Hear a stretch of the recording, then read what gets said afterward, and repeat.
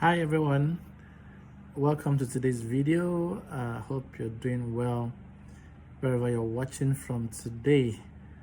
So today we'll be talking about America's attack on Venezuela and the arrest of the country's president, or as described by America's president, the capture of the president of Venezuela, Nicolas Maduro, alongside his wife. So the world actually woke up, to the news on the 3rd of January 2026 that American forces had captured Venezuelan President Nicolas Maduro.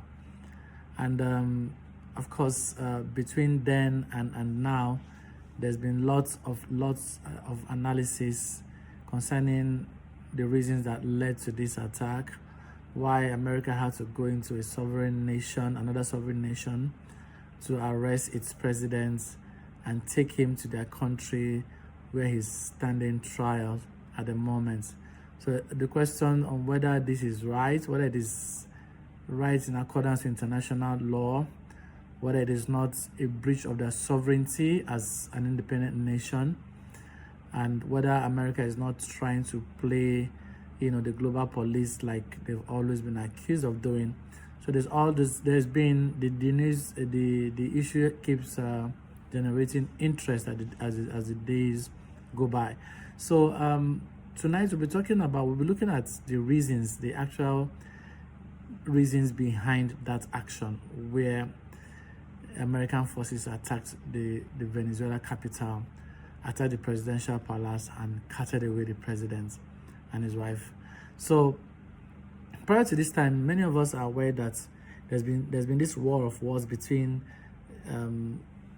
Donald Trump and the president of Venezuela.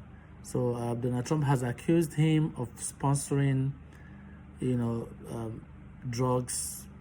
drug business, like drugs like cocaine and other harmful drugs that are being shipped into the United States. So Donald Trump has accused Nicolas Maduro of being actively involved in that business, to the extent that the American military had blown up a number of boats that they're accused of transporting, those drugs or those substances, or channeling them into America. So while the world was still grappling with, the news and the war of words between these two nations or these two presidents, just from nowhere, this attack happened, around 2 a.m. midnight of the 3rd of January. American forces attacked Caracas, attacked military installations and some other strategic installations, to cripple the city, of course, cripple power supply, and of course, which was part of, the game plan to capture the president. So eventually, the troop succeeded. They went to the presidential palace and took away the president. As you know, at the moment as we speak, the Venezuela president Nicolas Maduro is standing trials in the United States. So a lot of questions have arisen on whether this action is legal or not, on whether international politics is balanced or fair, or whether international politics is only fair to those countries that have the military might that they can exercise at will over, maybe smaller countries, or those countries that don't necessarily have the military might to, defend themselves or to stand up, against those, those big nations like America and the rest of them. So, but let's talk about the possible reason why the United States launched this attack, and why they're towing the routes that they're currently following. So prior to this time, as I mentioned earlier on, there's been this war of words about drugs and Venezuela being a channel of drugs being transported to America and the rest. And then Nicolas Maduro has also been accused by the Trump government of anti-democratic activities, suppression of the rights of the people, anti-judicial killing, and others. Of course, some of these accusations are actually true, because the records are there to, the records are actually there for everyone to see.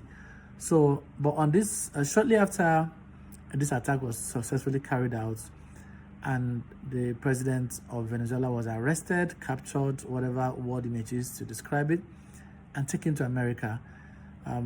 Of course, Donald Trump made the announcement of the success of the mission. Then shortly after, in another media session, he said that, America government was going to take over the running of the oil sector in Venezuela. The American companies are going to go in, they're going to drill heavily, they're going to ensure that Venezuela distributes oil and sells oil to the market and all that. So what is the motivation now? That is the question on the lips of many people. Is the motivation the drug issue? Is the motivation America's interest in having access to the oil in Venezuela? Of course, we know that Venezuela has the highest oil reserve in the world. They have the oil reserves, is about 303 billion barrels of oil. That's the reserve they have. They have a reserve that is higher than Saudi Arabia and any other major oil producing, nation in the world. So they have the resources they have in that country is worth billions, if not trillions of dollars. So what is the driving force? Is it the billions that is in that oil sector that Donald Trump is after, or is it trying to stop the drug flow into his country, or is it a combination of these two factors and other factors that have been brought up along the line? But from the look of things, it's looking like the major motivation is the oil, because looking at these issues historically, around the 1920s and 30s, when oil exploration was relatively new in Venezuela, that country contracted America and American companies to help them build their oil industries. A lot of the oil infrastructure, the oil wells, the refineries, and the major oil infrastructures in Venezuela was actually developed by American government and American companies. So, but along the line, policies change, new governments come in, and all the rest. The country decided to nationalize their oil sector, meaning that they wanted full control, because they felt that they were not maximizing gains from that particular sector. They were of the opinion that foreign companies from America and other parts of Europe were making more gains than the country itself that had the oil resources. And so they nationalized, the oil sector, and that led to them sending a number of American companies out of the country. And prior to this time, these companies had signed billion-dollar deals, multi-year, long-term deals with the Venezuelan government. So all this was thwarted, and these American companies lost billions of dollars. And so Donald Trump is saying that they're going to get back what they've lost from Venezuela.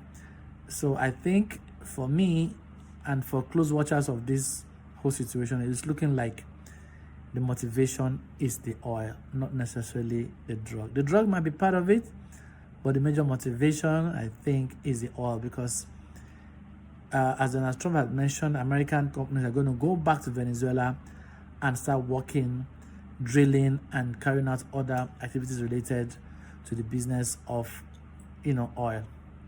So it seems America is chasing the money, chasing the dollars. So, but the question remains, is it proper for them to do that? For them to attack another nation and arrest its president, and of course, is currently standing trials in America. What do you think? Do you think America has overstepped its boundaries going by international laws? Do you think what they did is right to curb someone that they saw as a threat to their nation?